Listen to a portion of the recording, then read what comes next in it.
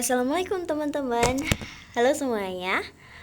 Sebelumnya perkenalkan, nama aku Hesti Munawaroh, NIM 22MNJ3184. Pasti kalian bingung nih, aku mau ngapain lagi nih?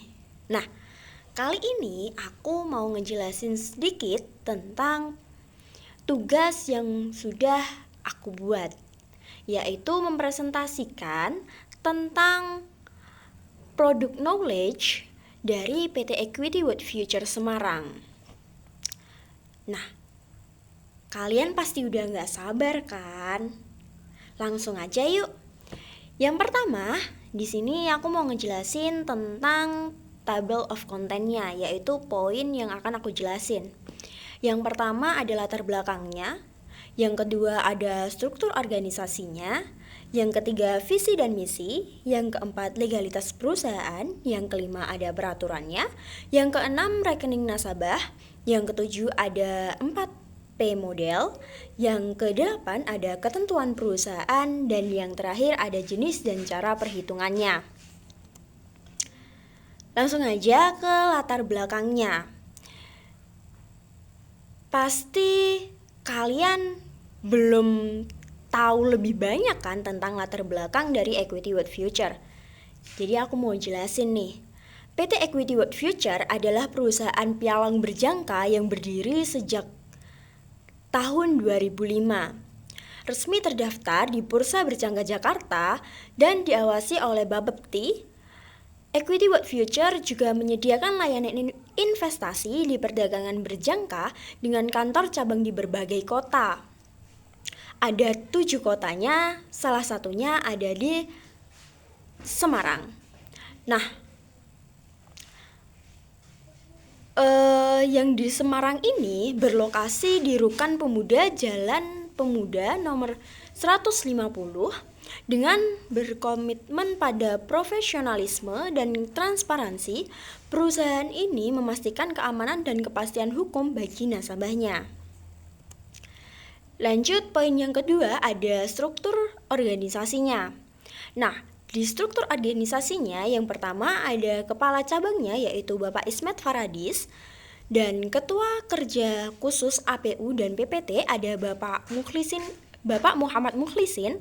Selanjutnya sekretarisnya ada Bu Sherly Cynthia Putri. Di Departemen Kepatuhan atau Compliance ada Bu Diah Handayani Budi S. Lalu administrasi umum atau general admin ada Bu Isih Lusiasari.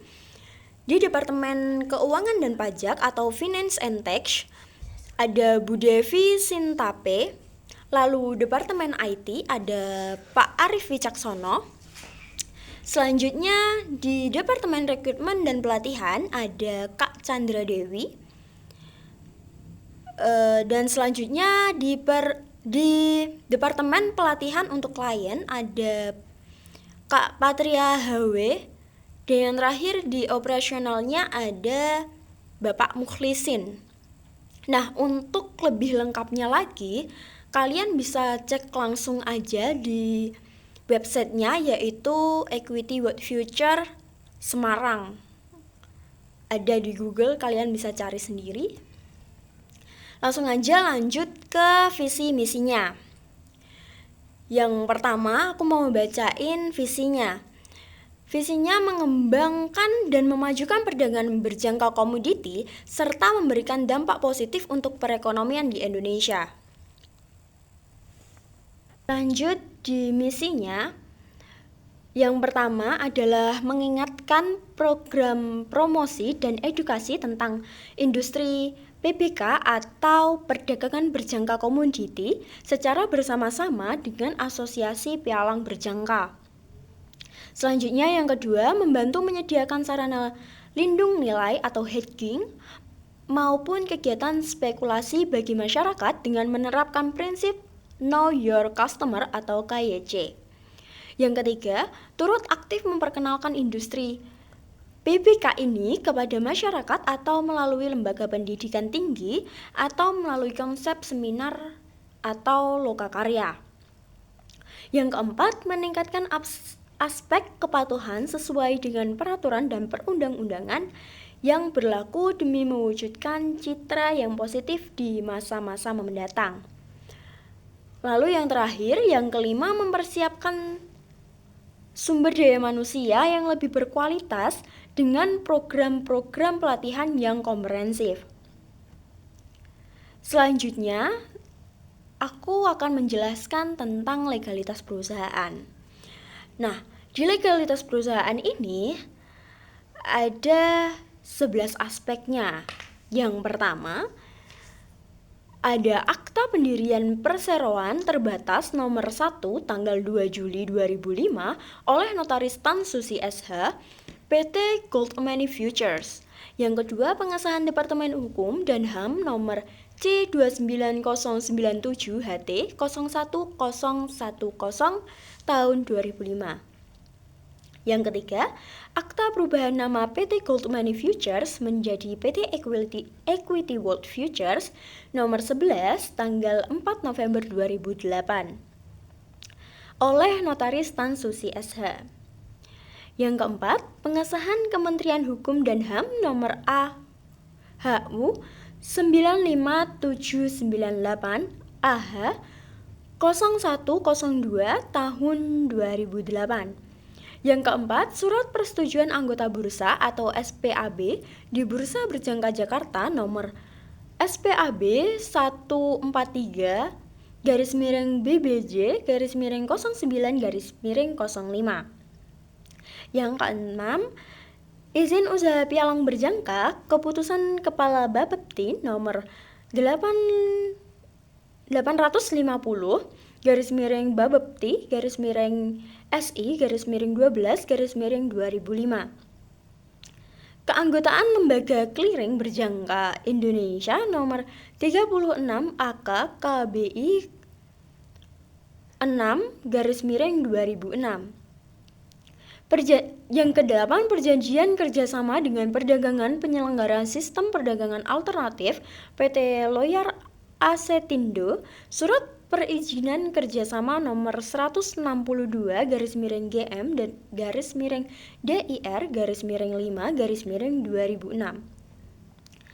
Yang kesembilan, ada SK Bapepti. Yang ke-10 ada SK Bapepti nomor 05 Bapepti PN 3 2009 tentang persetujuan perubahan nama PT Gold Money Futures menjadi PT Equity World Futures. Dan yang terakhir, ada penetapan sebagai pialang berjangka yang melakukan kegiatan penerimaan nasabah secara elektronik online di bidang perdagangan berjangka komoditi kepada PT Equity World Futures nomor 26 Bapepti KEP PBK 08 2014. Nah, selanjutnya aku bakal nunjukin tentang sertifikatnya, bisa dilihat sendiri. Ini adalah sertifikat legalnya ya, yang disahkan oleh Bapepti atau BBJ. Seperti itu. Nah, lanjut aja langsung ke peraturannya. Nah, di peraturan ini, Equity World Futures Cabang Semarang beroperasi sesuai dengan peraturan yang ditetapkan oleh Badan Pengawas Perdagangan Berjangka Komoditi atau Bapepti dan Bursa Berjangka Jakarta atau Jakarta Futures Exchange. Nah, perusahaan ini mematuhi undang-undang di bidang perdagangan berjangka untuk memberikan kepastian hukum bagi semua pihak dalam kegiatan perdagangan berjangka di Indonesia. Equity World Futures juga menetapkan prosedur penarikan dana yang transparan dan efisien. Nasabah dapat melakukan penarikan dana kapan saja selama jam perbankan dengan ketentuan tidak melebihi efektif margin yang ada dalam laporan transaksi harian. Proses penarikan dana biasanya memakan waktu 3 hari kerja. Namun, dalam Equity World Future ini, itu bisa menyelesaikan dalam waktu 1 hari kerja aja. Nah, Selain itu, Equity World Future memastikan bahwa semua transaksi nasabah dijamin clearing oleh Sistem Informasi Transaksi Nasabah atau SITNA yang dikelola oleh Clearing Berjangka Indonesia atau KBI guna menjaga integritas keuangan perusahaan yang tidak wajar guna memastikan keuangan perusahaan yang wajar, efektif dan transparan. Dengan mematuhi peraturan dan prosedur yang ketat, Equity World Future Cabang Semarang berkomitmen untuk memberikan layanan yang terbaik dan memastikan keamanan serta kepastian hukum bagi para nasabahnya dalam bertransaksi di pasar berjangka. Nah, lanjut aja ke rekening nasabah. Nah, rekening nasabah di PT Equity World Futures Semarang dikelola sesuai dengan regulasi Bapepti. Seperti nasabah diwajibkan membuka rekening terpisah atau segregate account di bank yang telah disetujui. Guna untuk memastikan dana mereka aman dan tidak tercantum dengan dana operasional perusahaan. Nah, fungsi dari rekening ini adalah yang pertama, untuk keamanan dana. Dana nasabah hanya digunakan untuk keperluan transaksi yang disetujui. Yang kedua, untuk transparansi. Semua transaksi tercatat jelas dan dapat diaudit. Yang ketiga, untuk kemudahan akses. Jadi, nasabah dapat memantau saldo dan aktivitas rekening melalui laporan berkala. Rekening ini mendukung proses seperti setoran margin, penarikan dana, dan pembayaran keuntungan sesuai aturan perdagangan berjangka.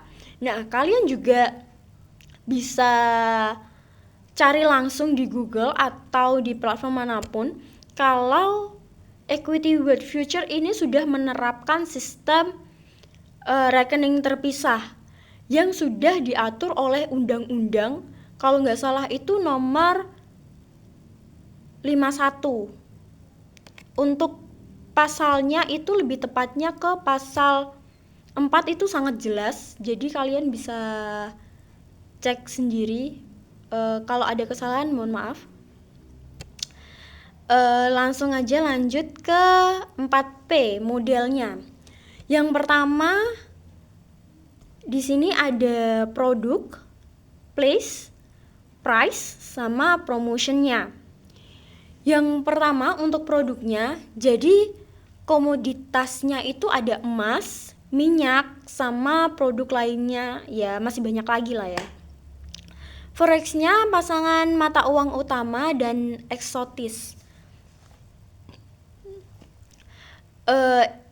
Indeks saham, indeks global seperti Nikkei dan Dow Jones.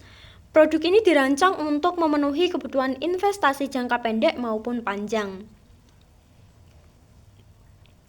Lanjut ke place, yaitu tempatnya. Jadi kantor ini berlokasi di Rukan Pemuda Mas, Blok A, Kaf 12-13, Jalan Pemuda nomor 150 Semarang. Jangkauannya itu bisa melayani nasabah di Semarang dan sekitarnya dengan akses ke platform perdagangan online yang bisa diakses dari mana saja. Lalu ada price.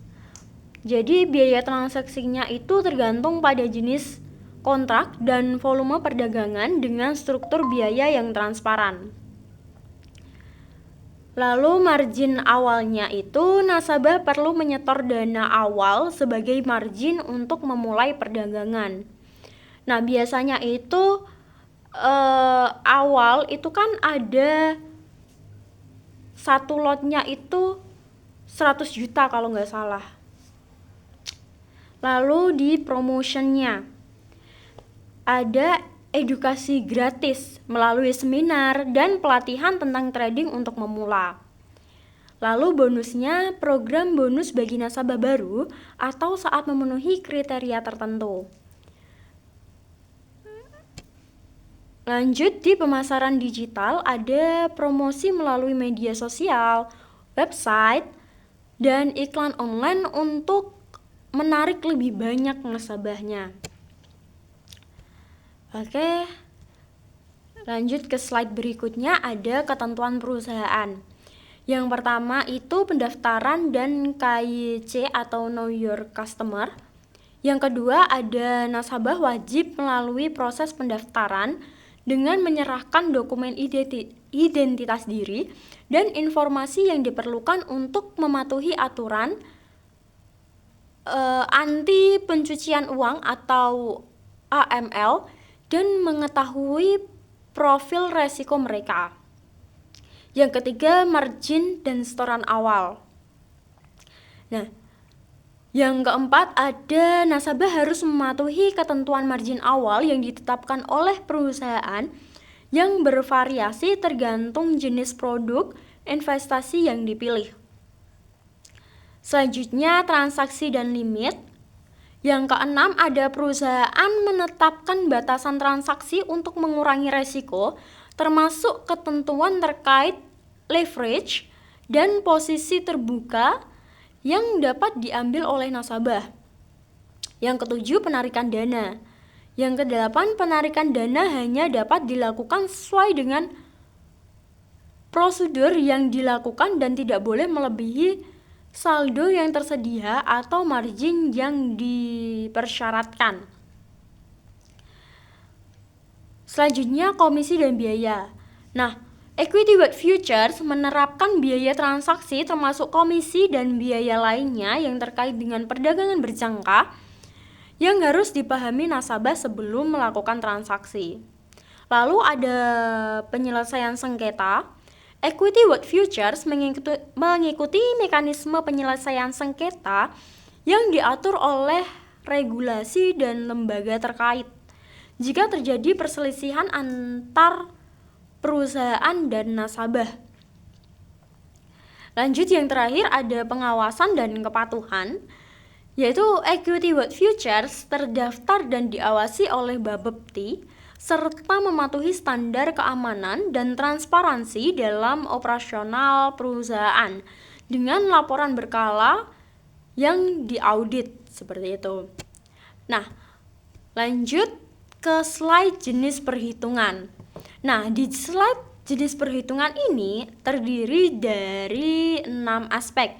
Yang pertama ada pendapatan atau revenue, yang kedua biaya atau cost, yang ketiga proyeksi keuangan, yang keempat ada analisis resiko, yang kelima ada target pasar, yang keenam ada perencanaan jangka panjang.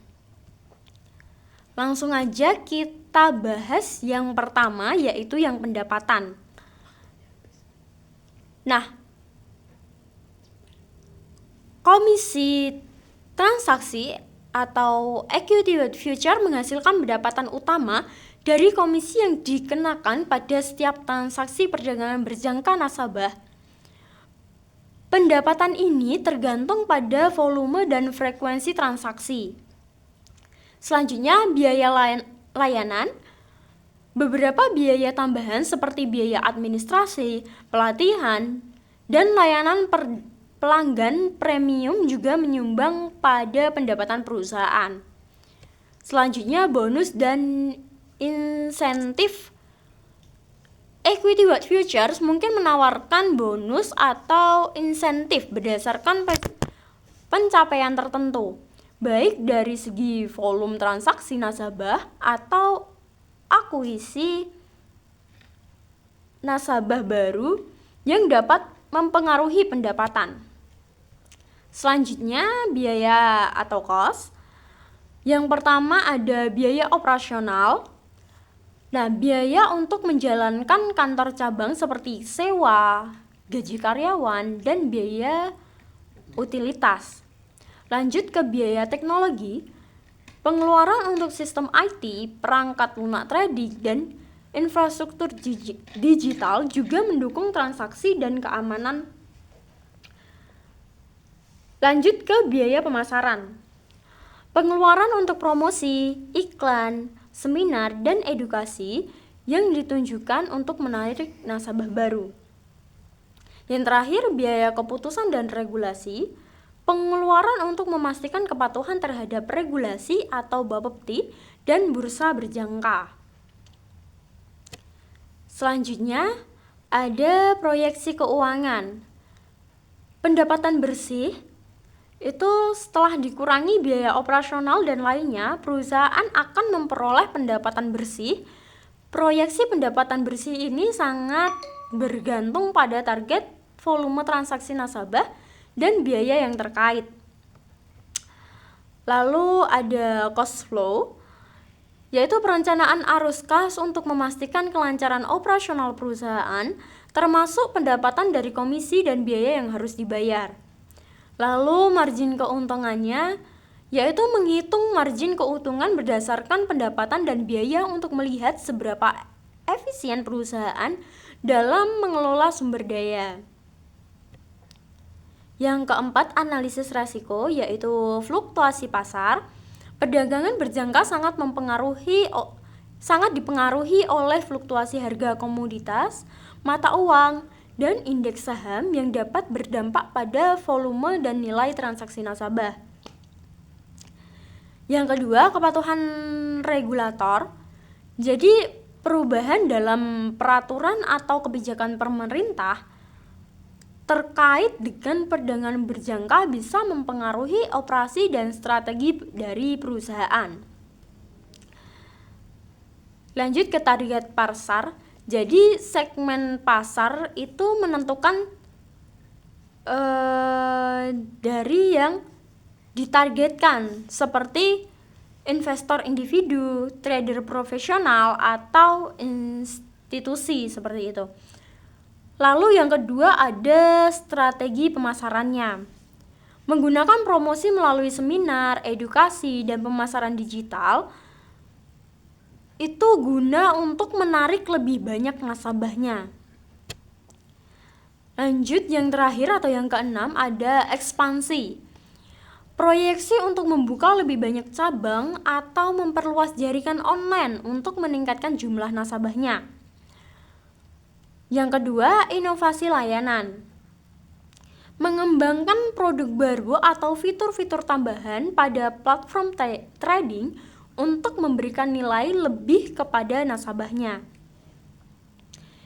Yang terakhir, secara keseluruhan, bisnis plan ini akan menggabungkan proyeksi pendapatan dan biaya yang realistis dengan fokus pada pengelolaan resiko dan pengembangan jangka panjang perusahaan di pasar perdagangan berjangka. Lalu, saya akan menjelaskan tentang analisis marketnya.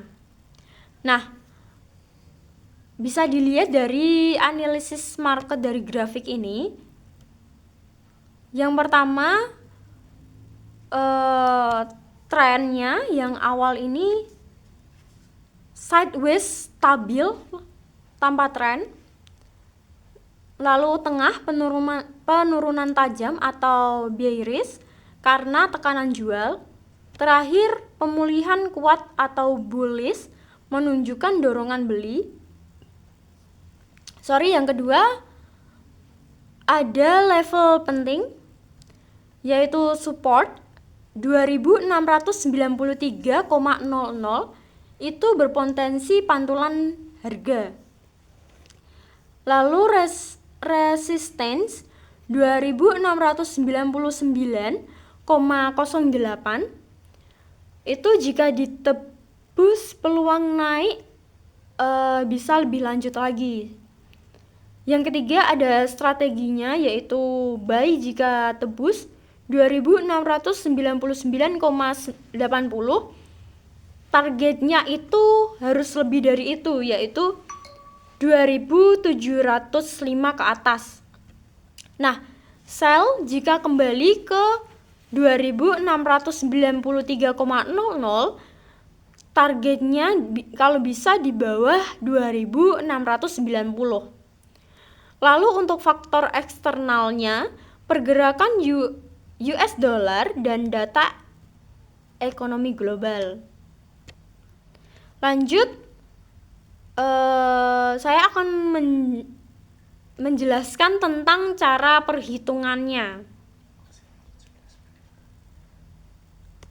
Yang pertama ada proyeksi perhitungan. Jadi, semisal Equity Bond Future Semarang memproyeksikan volume transaksi tahunan dari nasabah sebagai berikut, yaitu jumlah transaksi per bulan 500 transaksi, komisi per transaksi 1 juta,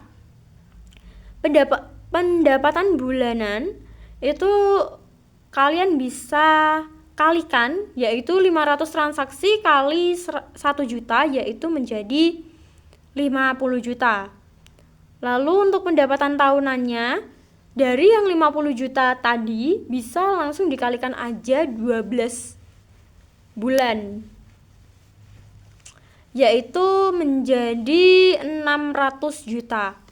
Nah, Equity Bond Future juga memperoleh pendapatan tambahan dari biaya layanan seperti seminar atau pelatihan untuk nasabah.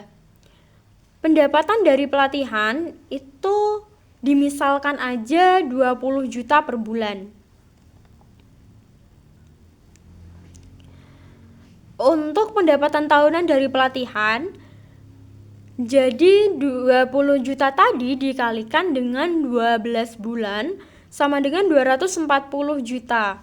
Total pendapatan tahunan sama dengan 600 juta tadi, yaitu komisi transaksi, ditambahkan dengan 240 juta dari yang pelatihan tadi, sama dengan 840 juta.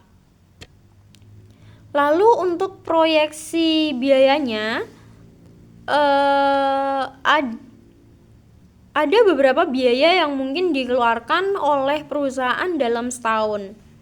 Misalkan aja sewa kantor itu 60 juta per tahunnya.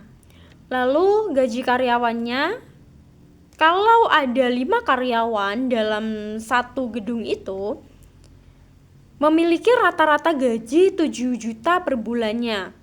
Jadi total gaji per tahun itu 5 karyawan tadi dikalikan dengan 7 juta dikali dengan 12, yaitu 12 bulan, sama dengan 420 juta. Nah, untuk biaya teknologi atau software, platform trading, server, dan lain sebagainya, anggap saja 50 juta per tahunnya. Untuk biaya pemasaran, iklan online, seminar, edukasi, anggap saja 100 juta per tahun. Lalu biaya kepatuhan dan regulasi, seperti biaya audit, izin, dan lain sebagainya, anggap saja 30 juta per tahun. Jadi total biaya tahunannya tinggal ditambahkan aja dari yang sewa, ditambah gaji, ditambah teknologi, ditambah pemasaran, ditambah regulasi. Jadi totalnya menjadi 660 juta. Yang ketiga, perhitungan laba bersihnya. Nah, pendapatan tahunan yaitu 840 juta tadi ditambah dengan biaya tahunan 660 juta. Jadi dikurangi maksudnya. Nah, laba bersih tahunan sama dengan 840 juta dikurangi 660 juta sama dengan 180 juta. Nah, yang keempat ada analisis break-even point atau BEP. Misalkan aja untuk menutupi biaya tetap tahunan yaitu 660 juta tadi, Equity Bond Future membutuhkan pendapatan minimal BEP dapat dihitung dengan cara seperti ini ya. Nah, BEP dalam transaksi sama dengan biaya tetap tahunan dibagi komisi per transaksinya. BEP sama dengan 660 juta dibagi dengan 100 ribu sama dengan 660 transaksi per tahun. Artinya, Equity Bond Futures perlu melakukan kegiatan 660 transaksi per tahunnya, sekitar 550 transaksi per bulan untuk mencapai titik impasnya.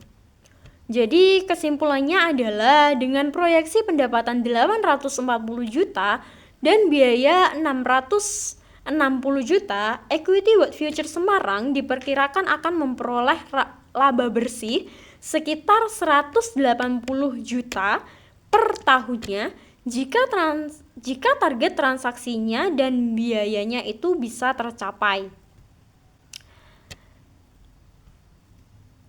Dan untuk informasi lebih lanjut kalian bisa cari di websitenya yaitu www.equityworldfutures.com atau ada kontak personnya seperti yang kalian lihat. Cukup sekian yang bisa aku jelaskan, kurang lebihnya mohon maaf. Sekian dari saya. Wassalamualaikum warahmatullahi wabarakatuh. Bye-bye.